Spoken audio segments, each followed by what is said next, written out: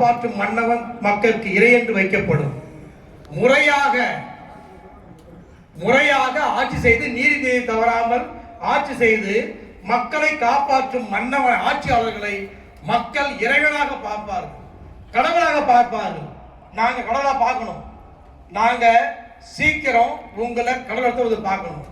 ஏன்னா இந்த ஆட்சி மாணவர்களும் சரி, கல்விக்கு சரி, பலவிதமான நிதிகளை வெவ்வேறு உருவத்தில் பல நிதிகளை ஒதுக்குது.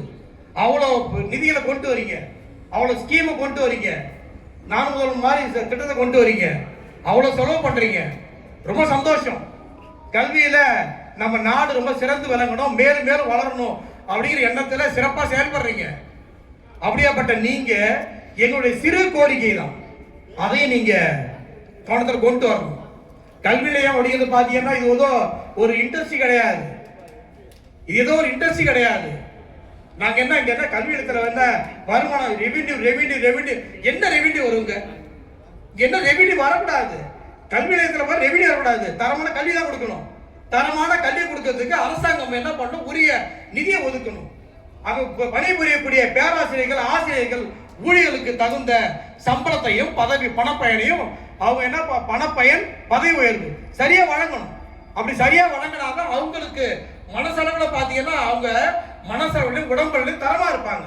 தரமா இருந்தாலும் அவங்க தரமான கல்வி கொடுப்பாங்க. ஒரு ஆட்சிக்கு பாத்தீங்கன்னா ரெண்டு கண். எது என்றால் கல்வி ஒரு கண், மருத்துவம் ஒரு கண். மருத்துவம் தரமான கல்வி, தரமான மருத்துவம், இது ரெண்டையும் வந்து பாத்தீங்கன்னா ஒரு ஆட்சி சிறப்பா வழங்கணும். இந்த ரெண்டுலயும் பாத்தீங்கன்னா எந்த வருமானத்தை எதிர்பார்க்க கூடாது. வருமானம் வராது. இதுல வருமானம் வருது அப்படின்னா அப்ப தரமான கல்வி நம்ம கொடுக்கவில்லை. வருமானம் வருது அப்படின்னா தரமான மருத்துவத்தை நம்ம ஆட்சி கொடுக்கவில்லை. இதுதான் உண்மை.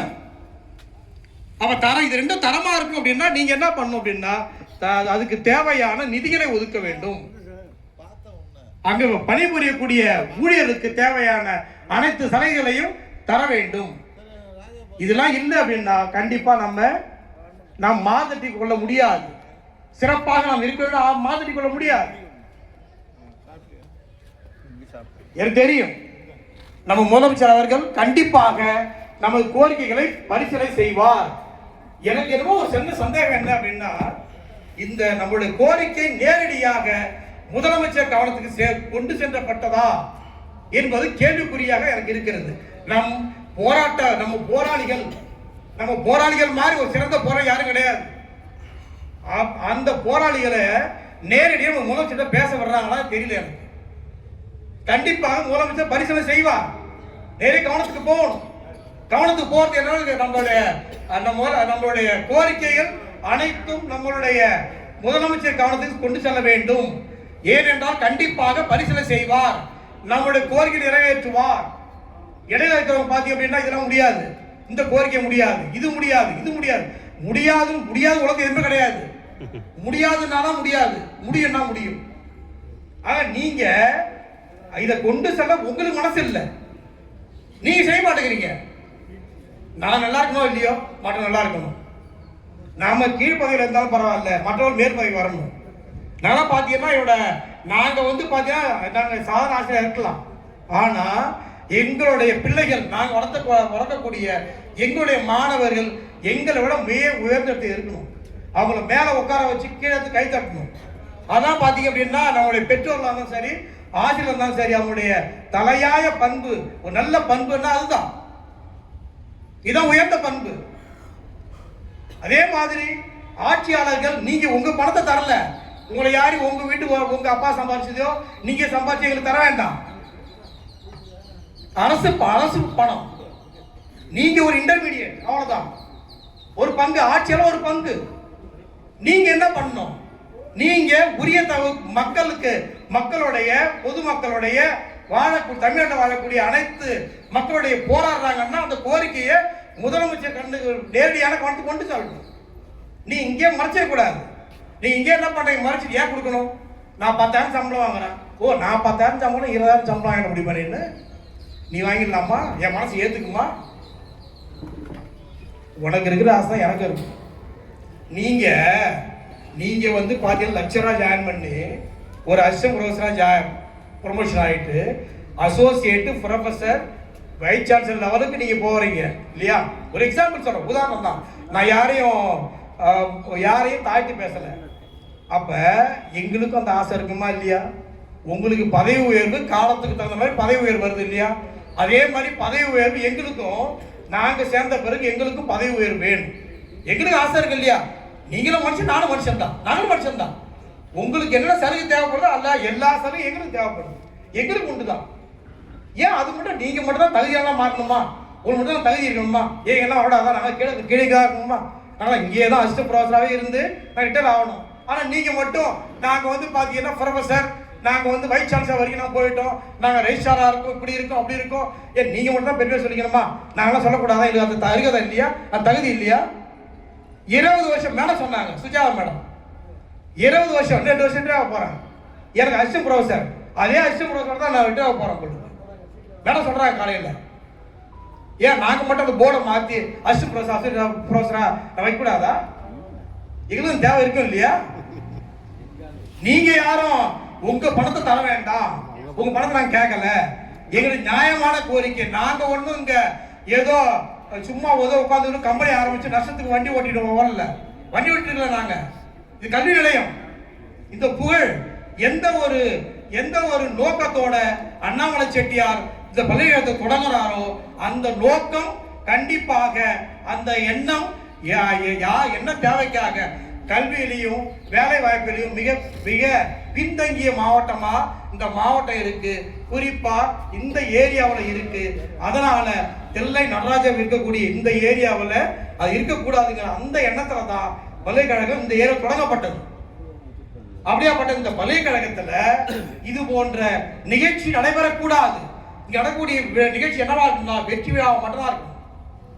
கோரிக்கை சுமந்த விழாவா இருக்கக்கூடாது, வெற்றியை கொண்டாட விழாவை மட்டும்தான் இருக்கணும். அதுக்கு நீங்க உறுதுணையா இருக்கணும். திரும்பவும் சொல்றேன், திரும்பவும் நான் எங்களுடைய எண்ணம் என்ன அப்படின்னா, தயவு செய்து ஆட்சியாளர்களும் சரிதான், நம்முடைய உயர் அதிகாரம் தயவு புரிஞ்சு கொள்ளுங்க. இது ரெவென்யூ வரக்கூடிய வருமானம் வரக்கூடிய இது ஒரு இண்டஸ்ட்ரி கிடையாது, இது தொழிற்சாலை கிடையாது, இது கல்வி நிலையம். அதனால இந்த கல்வி நிலையத்தை சிறப்பா மேலும் மேலும் இந்த 100 வருஷம் கிடையாது, இன்னும் பலாயிரம் வருஷம் இந்த கல்வி நிலையம் சிறப்பா இருக்கணும். நம் பிள்ளைகள், நம் பேர பிள்ளைகள், நம்முடைய அடுத்த பல தலைமுறைகள் கல்வியாக பயனடையணும். அதற்கு எங்களுடைய பங்கு மட்டும் கிடையாது, எங்க பங்கு மட்டும் தான் போதாது, ஆட்சியாளர் உங்க பங்கு வேணும். அது மட்டும் இல்லாம இந்த விஷயத்தை நம்ம பதிவு பண்ணி ஆகணும். எக்ஸாம் நடந்து 3-4 மாசம் ஆகி போச்சு. பேப்பர் வேல்யூஷன் முடிச்சிருக்கணும், ரிசல்ட் போட்டிருக்கணும். ரிசல்ட் போடாது, பேப்பர் பண்ணாது, எங்க தப்பு கிடையாது, எங்க தவறு கிடையாது. எங்க கோரிக்கை நிறைவேற்றனா நாங்க என்ன செய்யணுமோ எங்களுக்கான காலத்தை என்ன செய்யணும் செஞ்சிருவோம். ஆனா எங்களுக்கான தேவை கோரிக்கை நிறைவேறாத வரையும் நாங்கள் என்ன பண்ண போறது கிடையாது, தேர்வுத்தாளை திருத்த போவது கிடையாது. ஏனென்றால் எங்களுடைய தலைவர்கள், எங்களுடைய வழிகாட்டிகள் அதான் சொல்லிட்டு இருக்காங்க. இப்ப பையன் பாத்தீங்கன்னா இப்ப பிப்ரவரி மாசமா மார்ச் மாசம் ஃபீஸ் கட்டணும், எக்ஸாமுக்கு அடுத்த செமஸ்டர் ஃபீஸ் கட்டணும். அவன் எப்படி ஃபீஸ் கட்டுவான்? எதை ஃபீஸ் கட்டுவான்?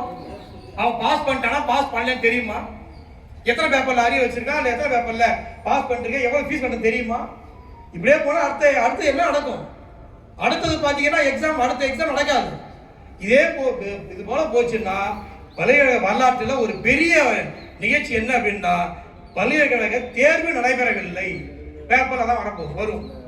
அது அந்த நிலைமைக்கு நம்ம தமிழ்நாட்டு முதலமைச்சர் கொண்டு செல்ல மாட்டார்கள். இப்போ கூட சார் சொல்லியிருந்தாங்க, நாங்கள் தான் அந்த சார் சொன்னாங்க, நம்புவோம், நம்பிக்கை தான் வாழ்க்கை, நம்புவோம், மாற்றங்கள் வரும். கண்டிப்பாக நமது 3வது தொடர் போராட்டம் கண்டிப்பாக வெற்றி பெற வேண்டும், வெற்றி பெறும் என்ற நம்பிக்கையோட நம்ம பயணத்தை தொடங்குவோம். அதே மாதிரி சார் சொன்னாங்க, உங்களுக்கு ஒத்துழைப்பு தேவை, திரும்ப அதான் சொல்லிட்டு இருக்காங்க. கோஆபரேஷன் இல்லாம, ஒத்துழைப்பு இல்லாம எதையும் நம்ம சிறப்பா செயல்படுத்த முடியாது. இன்னும் எவ்வளவு விஷயம் இருக்கு. குறிப்பா அந்த விஷயத்தை பதிவு பண்ணோம். நேற்று காலையில நான் மைக்ரோலஜி டிபார்ட்மெண்ட் இருக்கேன். இருக்கும்போது நமது என்னுடைய சகோதரர்கள், ஊழிய சகோதரர்கள் ஒரு சகோதரி ஸ்வீப்பர், இன்னொரு சகோதரர் பார்த்தீங்க அப்படின்னா அவரும் அந்த இதெல்லாம் இருக்காங்க. 2 பேரும் பேசிட்டு உள்ளே என்ட்ரு ஆகிறேன். சார் வணக்கம், சார் வணக்கம்ப்பா, வணக்கம், நல்லா இருக்கீங்களா? சார் ஓட்டம் திருமணம் தொடரும் சார், என்ன ரொம்ப கஷ்டமாக இருக்குது சார், இன்னும் 10 வருஷம் தான் சார் எனக்கு ரிட்டைர்மெண்ட் ஆகும், ரிட்டையர் ஆகிறதுக்கு இன்னும் 10 வருஷம் தான். அந்த அந்த சகோதரி சொல்லும்போது அவங்க கண்ணில் எவ்வளோ கஷ்டத்தை சுமந்துருக்காங்க அந்த கண்ணில் தெரியும். அவங்க பேசும்போது வேண்டாம் உதடோ அவங்களுடைய முகமோ சிரிச்ச மாதிரி இருக்கலாம், ஆனால் அவங்க கண்ணில் எவ்வளோ கஷ்டத்தை. அந்த தம்பி சொன்னாப்புல இல்லையா, அந்த தம்பி மனசுல அந்த வலி தண்ணி வந்தா தெரியும், ஆனா ரத்தம் வந்தா தெரியாது. அந்த ரத்தம் ஆவியா கண்ணு வழியா வரும்.